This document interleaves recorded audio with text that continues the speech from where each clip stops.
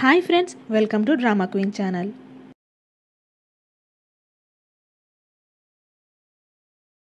Episode స్టార్టింగ్లో మీజీ హొస్సుతో నువ్వంటే నాకు ఇష్టం అని చెప్పిన తర్వాత నువ్వు తాగున్నావు పద అంటూ తీసుకెళ్తుంటే నువ్వు చెప్పు నీకు ఎవరంటే ఇష్టం అని అడుగుతున్నా. అందుకు హొస్సు ఆన్సర్ చేయడు. ఇప్పుడు సీన్లో మీజీకి మెలకు వచ్చేసరికి తను హొస్సు వాళ్ళ ఇంట్లో ఉంటుంది. రాత్రి ఏమైందో అని ఆలోచిస్తే తను హొస్సుకి నువ్వంటే నాకు ఇష్టం అని చెప్పిన తర్వాత ఏం జరిగిందో అస్సలు గుర్తురాదు. ఎందుకు ఇలాంటి పని చేశాను, మీరేగా ఉన్నప్పుడు నా మనసులో ఉన్న మాటలు ఎందుకు చెప్పాను అని బాధపడుతూ ఉండంగానే అక్కడికి హొస్సు హ్యాంగ్ ఓవర్ సూప్ తీసుకొచ్చి ఇస్తాడు. అలా నేను రాత్రి నేను ఏదైనా పిచ్చి పిచ్చిగా వాగానా, అలా ఏమైనా మాట్లాడుంటే వాటిని పట్టించుకోకు అని అంటుంది.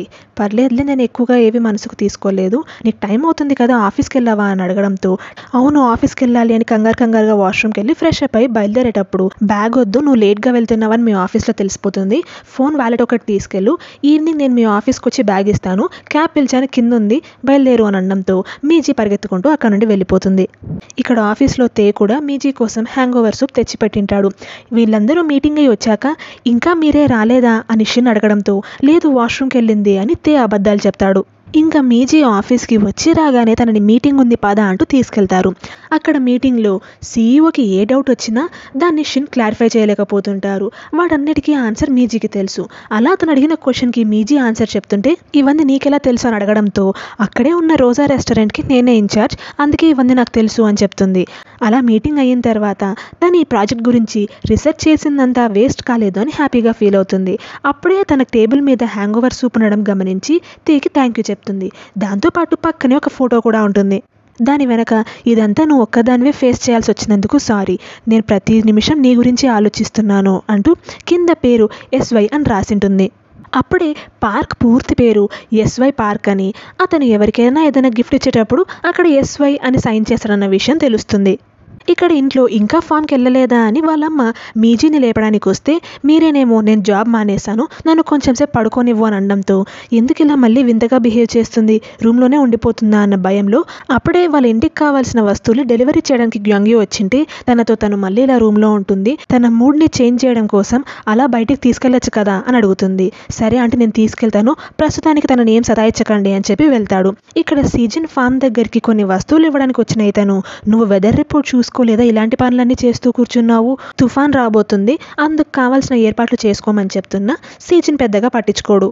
ఇక్కడ హొస్సుకి నిన్న నైట్ నాకు నువ్వంటే ఇష్టం అని మీజీ చెప్పిన తర్వాత నువ్వు కూడా చెప్పు అని అడగడంతో చెప్తాను కానీ నువ్వు సొబర్గా ఉన్నప్పుడే చెప్తాను పద అని అంటూ తీసుకొచ్చేస్తాడు. అంతలో జియూన్ కాల్ చేసి నేను నిన్ను అర్జెంటుగా కలవాలి అంటూ ఒక చోటికి పిలిచుకెళ్తుంది. అర్జెంట్ అన్నావు, ఇక్కడ చూస్తేనేమో ఫోటోలు తీస్తూ ఉన్నావు అంటే మరి ఇది అర్జెంట్ వర్కే కదా అని చెప్తుంది. అలా వాళ్ళ మాటల్లో రేపు నాతో పాటు లంచ్కి వస్తావా అని అడిగితే నాకు ప్లాన్స్ ఉన్నాయి అని అంటాడు.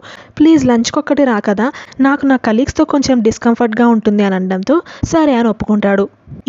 ఈవినింగ్ ఆఫీస్ అయిన తర్వాత హొస్సు వచ్చి బ్యాగ్ ఇస్తాను అని చెప్పింటాడు కదా, అందుకనే మీజీ బయట వెయిట్ చేస్తూ ఉంటుంది. తను ఆలోచించుకున్నాడు అన్నాడు, ఏ విషయంగా ఆలోచించింటాడబ్బా అని ఆలోచిస్తూ ఉండంగానే అక్కడికి హొస్సు జియూన్ ఇద్దరు వస్తారు. మీరిద్దరు కలిసి వస్తున్నారేంటి అని అడగడంతో ఇప్పుడే డిన్నర్ చేశాము, నువ్వు వెయిట్ చేస్తున్నావు అంటే నిన్ను చూద్దామని వచ్చాను అంటూ జియూన్ మీజీకి తన హ్యాండ్ బ్యాగ్ని ఇస్తుంది. ఇక్కడికి వస్తే ఇంటర్వ్యూ రోజు నువ్వు నా షూస్ అడిగింది గుర్తొస్తుంది అని అనడంతో ఏం షూస్ అని అడుగుతుంది మీజీ. నీకు గుర్తులేదా అని అంటూ ఉండంగానే ఆ షాప్ కొత్తగా ఓపెన్ చేశారా అని అంటాడు హొస్సు. ఇది జీజు ఐలాండ్లో చాలా ఫేమస్, ఇక్కడ కూడా ఓపెన్ చేసినట్లున్నారు, పద వెళ్ళి చూసొద్దాము అంటూ జియూన్ హొస్సుని తీసుకొని అక్కడ నుండి వెళ్ళిపోతుంది. ఇక్కడ ఇంట్లో మీరే తన ల్యాప్టాప్లో నుండి స్ట్రాబెర్రీ ఫామ్కి సంబంధించిన పీడిఎఫ్స్ మొత్తం డిలీట్ చేస్తూ ఉండంగానే తను సీజన్తో మాట్లాడిన మాటలు గుర్తొస్తాయి. నా ప్రాబ్లం అంటే ఏంటో సరిగా చెప్పండి అని సీజన్ అడగడంతో మన గురించి అందరూ తప్పుగా అనుకుంటున్నారు, ఆ రూమర్స్ నాకు ఇష్టం లేదు అని చెప్పడంతో తప్పుగా వచ్చిన రూమర్స్ గురించి ఆలోచిస్తూ నిజమైన స్ట్రాబెర్రీ ఫామ్ని వదిలిపెట్టేసి వెళ్ళిపోతారా, సరేలేండి మీ ఇష్టం అని అంటాడు.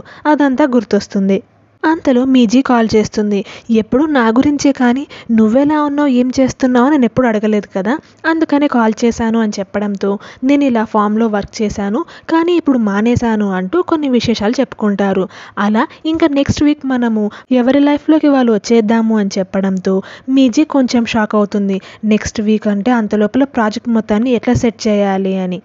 అంతకంటే ఫాస్ట్గా ఎక్స్చేంజ్ అవుదామన్నా నాకు ఓకే అని మీరే అనడంతో పర్లేదులే నెక్స్ట్ వీకే ఎక్స్చేంజ్ అవుదాము అని అంటుంది. నెక్స్ట్ డే ఆఫీస్ కెఫేలో కూర్చొని ఇప్పుడు 1 వీక్ లోపల ఏమేం పనులు చేయాలి అని ఆలోచిస్తూ ఉంటుంది. ఇలా ప్రాజెక్ట్లో ఇన్వాల్వ్ అయ్యానన్న విషయం తెలిస్తే మీరే నన్ను చంపేస్తుంది అని అనుకొని అతను పార్క్ పంపించిన ఫోటోని చూస్తూ ఉండంగానే వెనకాల నుండి తే వస్తాడు. మీరు ఇంతకుముందు ఈ ప్రాజెక్ట్కి హెడ్ పార్క్ అని తెలిసి కూడా నేను ఈ ప్రాజెక్ట్లోకి వచ్చానా అని అడిగారు.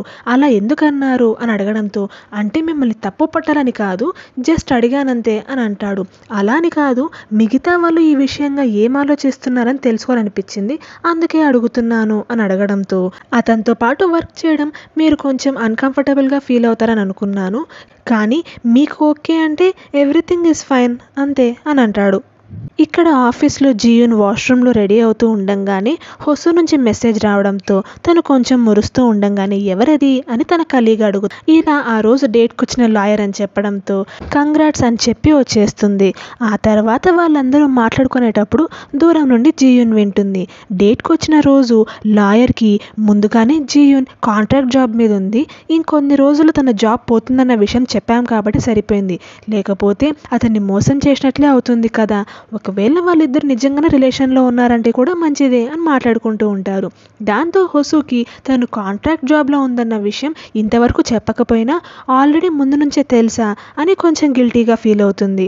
ఇంకా హొసుని కలిసినప్పుడు నేను కాంట్రాక్ట్ జాబ్ మీద ఉన్నానన్న విషయం తెలిసి కూడా నువ్వు నాతో ఎందుకు ఈ విషయం తెలుసని ముందే చెప్పలేదు, నన్ను చూసి బాగా నవ్వుకున్నట్టున్నావు కదా అని అంటుంది.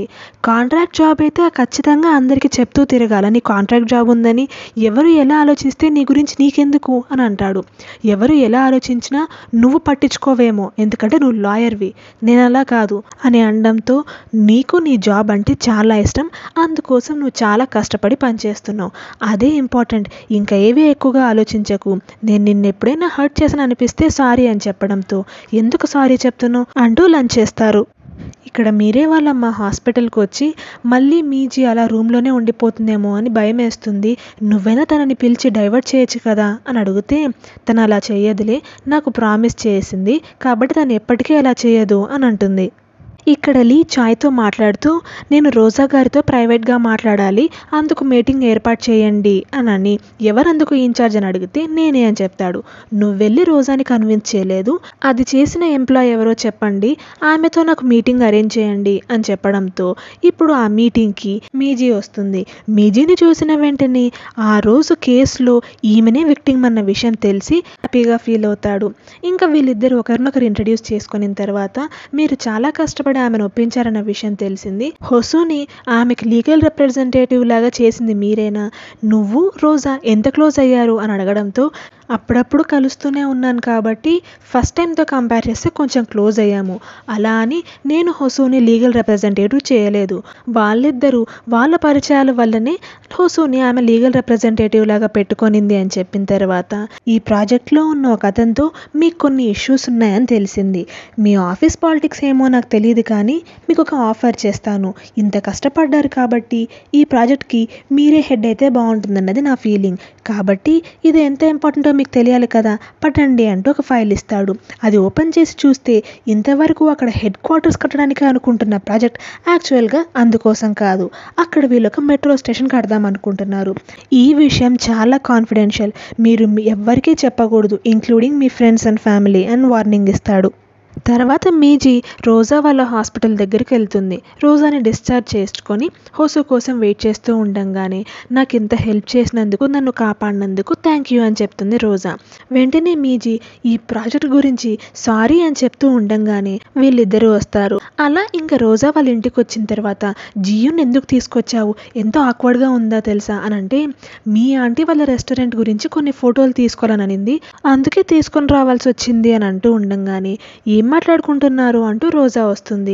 అదో మీరు పెట్టమన్న ఈ పేపర్ని ఎక్కడ తగిలిస్తే మీకు కరెక్ట్గా అన్ని ఇన్స్ట్రక్షన్స్ పాటిస్తారు అని ఆలోచిస్తూ ఉన్నాను అంటూ ఫ్రిడ్జ్ మీద తన ఫ్రెండ్ది ఉన్న ఫోటోని చూస్తుంది.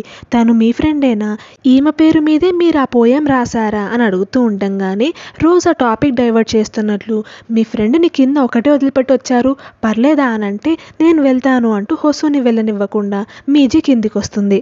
కింద జీయున్ ఫోటోలు తీస్తూ హొసు ఎక్కడని అడిగితే కొంచెం సేపట్లో కిందికి వస్తున్నాడు. ఈ మధ్యకాలం మీరిద్దరు ఎక్కువగా కలుసుకుంటున్నారు ఎందుకు అని అడగడంతో నీవు ఏమైనా ఫీల్ అవుతున్నావా అని అడుగుతుంది జీయున్. ఆ లైన్ కాదు అని చెప్తుంటే నాకు హొసు అంటే కొంచెం ఇంట్రెస్ట్ ఉంది, నీకు ఇంట్రెస్ట్ ఉందా అని డైరెక్ట్గా అడుగుతున్నాను, ఆన్సర్ చెప్పు. ఇంతవరకు నాకు ఇష్టమైన జాబ్ కానీ స్టడీస్ కానీ ప్రతి దాంట్లో నువ్వు నాకు పోటీగా వచ్చావు. హొసు విషయంలో నేను ఓడిపోవడం నాకు ఇష్టం లేదు, అందుకే ముందే చెప్తున్నాను. హొసు బయటికి కోల్డ్గా కనిపించినా లోపల మాత్రం చాలా మంచోడు, అప్పుడప్పుడు చిన్నపిల్లోడిలాగా పిచ్చి పిచ్చి పనులు కూడా చేస్తుంటాడు అని ఇద్దరు మాట్లాడుకుంటారు. నేను నాకు ఇష్టమైన జాబ్కి కూడా నిన్ను అప్లై చేయమన్నందుకే నువ్వు అప్లై చేసావు, నీకు ఆ జాబ్ వచ్చేసింది. నేనేమో ఇప్పుడు కాంట్రాక్ట్ జాబ్ మీద ఉన్నాను, ఇంకొన్ని రోజుల్లో నా ఉద్యోగం పోతుంది. హొసుని వదులుకునేంత ధైర్యం నాకు లేదు. చిన్నపిల్లలా మాట్లాడుతున్నానా అని జీయున్ అడగడంతో లేదు, చాలా మెచ్యూర్గా ఆనెస్ట్గా మాట్లాడుతున్నావు అని అంటుంది మీజీ. ఇంకా ముగ్గురు కలిసి రాత్రి బయలుదేరేటప్పుడు వాళ్ళిద్దరికీ కొంచెం ప్రైవసీ ఇవ్వాలి అని నాకు కొంచెం పని ఉంది నేను వెళ్తాను అంటూ మీజీ వేరే వైపు నుండి వచ్చేస్తుంది. వచ్చే దారిలో కూడా తను హొసు గురించి ఆలోచిస్తూ పాస్ట్లో తనకి నా మీద ఇష్టం ఉంది, ఒక 1 వీక్ తర్వాత నేను మీజీగా తనతో మళ్ళీ మాట్లాడాలా అని ఆలోచిస్తూ వస్తుంది. ఇక్కడేమో మీరే వాళ్ళమ్మ వైస్ ప్రిన్సిపల్తో మీజీ మళ్ళీ రూమ్లోకి వెళ్ళిపోయింది, నీకు చిన్నపిల్లలకి కౌన్సిలింగ్ ఇచ్చే సర్టిఫికెట్ ఉంది కదా, కాబట్టి నా కూతురికి కొంచెం కౌన్సిలింగ్ ఇచ్చి మళ్ళీ నార్మల్ మనిషి అయ్యేలా ప్రయత్నిస్తావా అని అడిగితే చిన్నపిల్లలు మీజీ ఒకటేనా, అయినా మీజీ లోపల ఉండబట్టి ఎన్ని రోజులు అవుతుంది అని అడగడంతో 3 రోజులు అవుతుంది అని అంటే నువ్వు 3 రోజులకి ఇంత చేయాలా, ఒక 1 మంత్ లోపలుంటే అప్పుడు చూద్దాంలే అని అంటుంది. ఇక్కడ ఫామ్ దగ్గర ఎవరి హెల్ప్ లేదు కాబట్టి తను ఒక్కడే పని చేసుకునేటప్పుడు వాళ్ళ తాతయ్య ఇంతకుముందు ఎంత కష్టపడి పని చేసుకునేవాడో గుర్తొస్తుంది. అలా ఎన్నిసార్లు నాతో పాటు సోల్కి వచ్చేయమని చెప్పినా అస్సలు వినేవాడు కాదు వాళ్ళ తాతయ్య. తర్వాత ఒకరోజు వాళ్ళ తాతయ్య చనిపోతాడు. దాంతో సీజిన్ ఇంకా వాళ్ళ తాత పొలము అవన్నీ చూసుకుంటూ ఇక్కడే ఉండిపోతాడు. ఇక్కడ మీజీ ఆఫీస్లో తనకు కాన్ఫిడెన్షియల్ అంటూ ఇచ్చిన ఆ మెట్రో ప్రాజెక్ట్కి సంబంధించిన ఫైల్ ఎక్కడ పెట్టానా అని ఫుల్గా వెతుకుతూ ఉంటుంది. అప్పుడే తనకి సంఖ్యున్ ఫోన్ చేసి ఇలా పెళ్ళుంది కదా కలిసి వెళ్దామా, నేను నిన్ను పికప్ చేసుకుంటాను అని అడుగుతాడు. నేను బస్సులో వస్తాను అని చెప్తుంటే హొసుతో పాటు వద్దామనుకుంటున్నావా, హొసు జీయున్తో పాటు కలిసి వస్తున్నాడు అని చెప్పడంతో మీజీకి కొంచెం బాధగా అనిపిస్తుంది. ఇక్కడ హొసు తన ఇల్లు క్లీన్ చేసుకునేటప్పుడు తనకు ఒక వాచ్ దొరుకుతుంది. అది ఆ రోజు మీజీ ఫుల్గా తాగొచ్చిన తర్వాత హొసు వాళ్ళ ఇంట్లోనే పడుకొని ఉంటుంది కదా, ఈ వాచ్ తీయడానికి రావట్లేదే అంటూ నిద్రలోనే చిరాకు పడ్డం హొసు గమనించి ఆ వాచ్ని తీస్తాడు. అదే టైంలోనే మీజీ హొసు చేయి పట్టుకోవడంతో ఆ షాక్లో వాచ్ని అక్కడే పడేసుకుంటాడు. నెక్స్ట్ డే మీజీకి ఇవ్వడం మర్చిపోతాడు. అందుకే హొసు మీజీకి కాల్ చేసి నువ్వు ఏదైనా మర్చిపోయినావా అని అడిగితే నా మెట్రో స్టేషన్ ఫైలా అని అడుగుతుంది. దాంతో మొత్తం హొసుకి మ్యాటర్ అంతా చెప్పేస్తుంది. ఈ విషయం నాకు చెప్పినావు కాబట్టి ఓకే, ఇంక ఎవరికి చెప్పకు, రోజాకైతే అసలుకే చెప్పకు అని అంటే ఈ విషయం నాకు ముందుగానే తెలియకుండా ఆమెను ఇంతవరకు ఒప్పించడానికి ప్రయత్నించాను, ఇప్పుడు కూడా చెప్పకపోతే ఏం బాగుంటుంది అని అంటుంది. చెప్తే నిన్ను 100% జైల్లోకి వేస్తారు, అది కాన్ఫిడెన్షియల్ అన్న విషయం నీకు తెలీదా, నువ్వు పనిచేసేది మీ కంపెనీకి, రోజా గారికి కాదు, గుర్తుపెట్టుకో. ఒక పని చేద్దాం, ఈ విషయం నువ్వు ఇక్కడితో మర్చిపో, నువ్వు నాకు చెప్పలేదు నేను మర్చిపోతాను అని అంటున్నా మీజీ వినకపోవడంతో సరే అలా అయితే నువ్వు నాకు చెప్పావు, నేను ఆమె లీగల్ రిప్రజెంటేటివ్ని కాబట్టి నేను ఆమెకి చెప్పకుండా ఉందామని అనుకుంటున్నాను, సో ఇక్కడ నేనే ఆమెను మోసం చేస్తున్నాను, ఇలా అనుకుని ఈ మ్యాటర్ని ఇక్కడే వదిలేసి ఇంకెంతకంటే ఎక్కువ ఆలోచించకు అంటూ నచ్చ చెప్తాడు. నెక్స్ట్ డే లీని కలిసినప్పుడు చాలా టెన్షన్ పడుతూ ఉండడం గమనించి ఈ విషయాన్ని ఎవరికైనా చెప్పావా అని అడిగితే ఎవ్వరికి చెప్పలేదు అంటూ అబద్ధాలు చెప్తుంది. అలా అయితే నెక్స్ట్ వీక్ ఆమె రిప్రజెంటేటివ్తో నాకు ఒక మీటింగ్ అరేంజ్ చేయి అని చెప్పడంతో ఓకే అంటుంది. దాంతోపాటు ఒక ఫోటో చూయించి ఇందులో ఇక్కడున్న ఈవిడనే రోజానా, ఆమె చిన్నగా ఉన్నప్పటి ఫోటో ఇదేనా అని అడుగుతాడు. కానీ ఆ ఫోటోలో ఉన్న ఆవిడ ఇంతకుముందు రెస్టారెంట్లో చూసినప్పుడు రోజా పక్కన ఉండింటుంది, ఆమె నా ఫ్రెండ్ అని చెప్పి ఉంటుందన్నమాట. ఇతను తప్పు మనిషిని చూసి అంటున్నాడా లేకపోతే ఆ రోజు నేనే తప్పుగా చూశానా ఏమోలే, డిగ్రీ ప్రకారంగా చూసుకుంటే ఈమెనే రోజా అంటున్నారు కాబట్టి ఈమెనే అయి ఉంటుంది అని లీకి చెప్పేస్తుంది. ఆఫీస్ అయ్యాక రోజాని కలవడానికి వెళ్ళినప్పుడు ఇదే విషయం గురించే ఆలోచిస్తూ ఉండంగానే ఈ ఫైల్ నీదేనా అంటూ ఆ మెట్రో ఫైల్ని తెచ్చి ఇస్తుంది. అది చూసిన వెంటనే ఈమెకు మొత్తం తెలిసిపోయింది. నేను మోసం చేస్తున్నానని ఫుల్ కోప్పడుతుందేమో అని భయపడుతూ ఉంది. కానీ ఆమె ఏమో ఈ ఫైల్ ఇంత ఇంపార్టెంట్ అని ఫీల్ అయ్యేటప్పుడు జాగ్రత్తగా పెట్టుకోవాలి కదా అంటూ ఇచ్చేస్తుంది. ఇది మీరు చదివారా అని అడిగితే లోపల ఓపెన్ చేసి చూశాను అని అంటుంది. దాంతో ఏదో తేడా కొడుతుంది. ఈమెమో డిగ్రీ కంప్లీట్ చేసింది, మరి ఇదెందుకు చదవలేకపోయింది, చదివినా తెలియనట్టే నటిస్తుందా అని ఆలోచిస్తూ వస్తుంది. అప్పుడే ఎదురుగా హొసు రావడంతో హొసుని తీసుకెళ్ళి ఈ విషయాలన్నీ చెప్పి నాకు ఇలా డౌట్గా ఉంది అని చెప్పడంతో నేను ఇంతకుముందే ఈ విషయాన్ని గమనించాను అని చెప్తాడు. అంటే ఇప్పుడు ఆమెకు చదవడం రాయడం రాదా అని అడుగుతుంది. లేదు చిన్న చిన్న అక్షరాలు పదాలు చదవగలదు రాయగలదు, నాకు తెలిసి ఆమెకు డిస్లెక్సియా ఉన్నట్లుంది అని చెప్పడంతో ఒకవేళ ఆమె తనది కాని డిగ్రీ తనది అని చెప్పుకుంటూ తిరుగుతుందేమో, మనం తెలుసుకోవాలి కదా అని అడగడంతో అలా ఆమె దాపెడుతుంది అని అంటే దానికి ఏదో ఒక రీజన్ ఉంటుంది కదా, కరెక్ట్ అవసరం లేనప్పుడు ఆమె పాత డిగ్రీలన్నీ తవ్వాల్సిన అవసరం మనకేంటి చెప్పు, మన పనేదో మనం చూసుకుంటూ వెళ్ళిపోతే అయిపోతుంది, అంతేగాని వీటన్నిటి గురించి ఆలోచించకు సరేనా అంటూ బస్సు రావడంతో మీజీ పిలుస్తున్నా వినిపించుకోకుండా హొసు అక్కడి నుండి వచ్చేస్తాడు. ఇక్కడేమో గ్యాంగ్యూ ఒక మంచి కార్ని తీసుకొచ్చి బయటికి వెళ్దాం పదా అంటూ రమ్మని మీరేని చాలా బలవంతం పెడతాడు. రాకపోతే మొత్తం నైబర్హుడ్ అందరినీ సతాయిస్తాను అంటూ గట్టిగా హాన్ చేస్తాడు. చేసేదేమీ లేక మీరే బయలుదేరుతుంది. ఇక్కడ మీజీ సంగ్యూన్ ఇద్దరు పెళ్లికి బయలుదేరుతారు. దారిలో మీజీతో ఫ్లర్ట్ చేస్తూ ఈరోజు పెళ్ళికి ఒక సర్ప్రైజ్ కపుల్ కూడా వస్తున్నారు అని చెప్తాడు.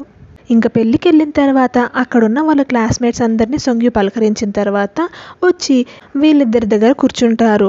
అక్కడ జియున్ హొసు ఇద్దరు క్లోజ్గా మాట్లాడుకోవడం మీజీకి అస్సలు నచ్చదు. ఇలా ఎక్కడికి వెళ్తున్నాము అంటూ ఇక్కడ మీరే గ్యాంగ్యూని అడుగుతుంటే చెప్తా నాగు అంటూ దాదాపుగా సాల్వ్ వరకు తీసుకొస్తాడు. ఈసారి ఇక్కడికి ఎందుకు వచ్చాం చెప్పు అని బలవంతం పెట్టడంతో నీకు తెలిసిన వాళ్ళదే పెళ్ళి ఉంది అందుకే వచ్చాము అని చెప్పడంతో ఆల్రెడీ మీరేకి ఇన్విటేషన్ వచ్చింది కదా కాబట్టి టక్కున గుర్తుపడుతుంది. పెళ్ళన్న సాకుతో మనమిద్దరం ఒక డేట్కి కూడా రావచ్చు అని అనుకున్నాను. పెళ్ళైన తర్వాత ఒక మంచి హోటల్లో రివర్ వ్యూతో ఉండే రూమ్ని బుక్ చేశాను, అక్కడ మనం నైట్ అంతా స్పెండ్ చేద్దాము అని చెప్పడంతో మీరేకి ఫుల్ కోపం వస్తుంది. వెంటనే కార్ ఆపు అంటూ తిట్టి బయటికి వచ్చి నీ ఇష్టం వచ్చినట్లు నన్ను నీ కార్లో కిడ్నాప్ చేసి ఇక్కడికి తీసుకొచ్చి రాత్రంతా స్పెండ్ చేద్దాము అంటున్నావా, ఎంత మనమిద్దరం ఫ్రెండ్స్ అయినా ఇంతకుముందు నా ఎక్స్ అయినా మన ఇద్దరికి కొన్ని లిమిటేషన్స్ ఉంటాయి, నువ్వు అబ్బాయివి నేను అమ్మాయిని, మనకు కొన్ని బౌండరీస్ ఉంటాయని అరవడంతో మొత్తం సీన్ అర్థమవుతుంది. గ్యాంగ్యూ వెంటనే నువ్వు మీజీవి కాదు కదా అని అడుగుతాడు. పెళ్లిలో మీజీ సంగ్యూన్ ఇద్దరు క్లోజ్గా ఉండడం హొసుకి నచ్చదు. అలా వాళ్ళ మాటల్లో వస్తానన్న సర్ప్రైజ్ కపుల్ ఇంకా రాలేదేంటి అని అడుగుతాడు. ఎవరు అని జియున్ అడగడంతో గ్యాంగ్యూ అని చెప్తాడు. ఇలా మీజీని తీసుకొస్తున్నాడు, వాళ్ళిద్దరిని చూడాలని నేను ఎంతో ఆశగా వెయిట్ చేస్తున్నాను అని చెప్పిన వెంటనే హొసుకి చాలా కోపం వస్తుంది. ఇన్ని సంవత్సరాలు అయిన తర్వాత కూడా నువ్వు ఆ విషయాన్ని ఇంకా ఫన్ చేద్దాం అనుకుంటున్నావా అంటూ కోపడతాడు. అవును అని సంగ్యూన్ అనడంతో ఇంకా కోపం వచ్చి హొసు తనని కొట్టడానికి వెళ్తాడు. కానీ పక్కనే ఉన్న మీజీని చూసి సైలెంట్గా అక్కడి నుండి వెళ్ళిపోతాడు. జియున్ కూడా హొసుతో పాటు వెళ్ళిపోతుంది. అసలు ఏం జరిగింది, మీ ఇద్దరికి ఏదైనా గొడవ అయ్యిందా అని మీజీ అడగడంతో దాని గురించి మాట్లాడాలంటేనే నాకు చిరాగ్గా ఉంది, సరే చెప్తాను చూడు అంటూ ఇంతకుముందు వీళ్ళు హై స్కూల్లో చదువుకునే టైంలో గ్యాంగ్యూ వెళ్ళి ఇలా సొంగ్యూన్కి ప్రపోజ్ చేస్తాడు. దాంతో సొంగ్యూన్ షాక్లో అలానే నిలబడిపోతాడు. అరే నువ్వు నిజం అనుకుంటున్నావా, నేను నీకు కాదు వేరొక అమ్మాయిని ప్రపోజ్ చేయడం కోసం నీ దగ్గర ప్రాక్టీస్ చేస్తున్నాను అంటూ కవర్ చేస్తాడు. యాక్చువల్గా గ్యాంగ్యూ గే అన్నమాట. దాంతో సొంగ్యూన్ ఎవరిని నువ్వు ప్రపోజ్ చేద్దామని ప్రాక్టీస్ చేస్తున్నావు అని అడగడంతో గ్యాంగ్యూకి ఎవరి పేరు చెప్పాలో అర్థం కాదు.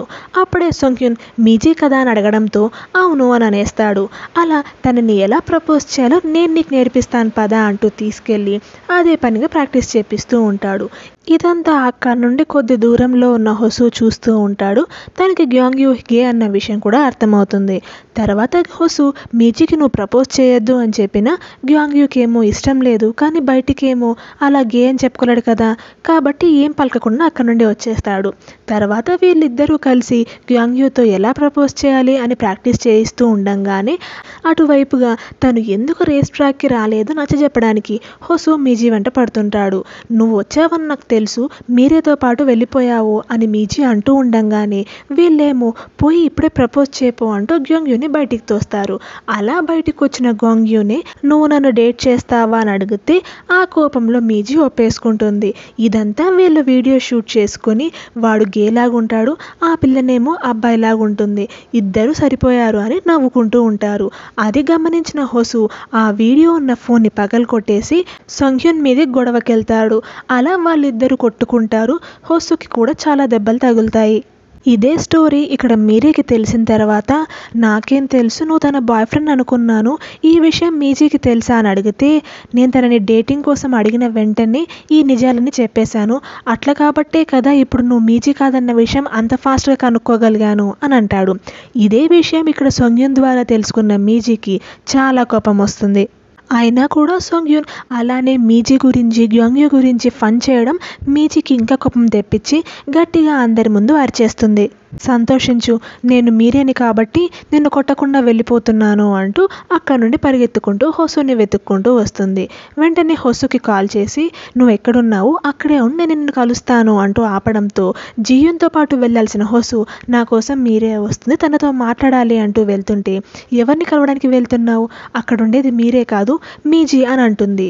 దాంతో హొసు షాక్ అయినా నాకు తెలుసు అక్కడ ఉండేది మీజీనే అని, తనతో మాట్లాడడానికే వెళ్తున్నాను అంటూ చేయి విడిపించుకొని వెళ్తాడు. Thanks for watching. మీకు మా వీడియో నచ్చినట్లయితే ప్లీజ్ మా ఛానల్ని సబ్స్క్రైబ్ చేయండి. Thank you.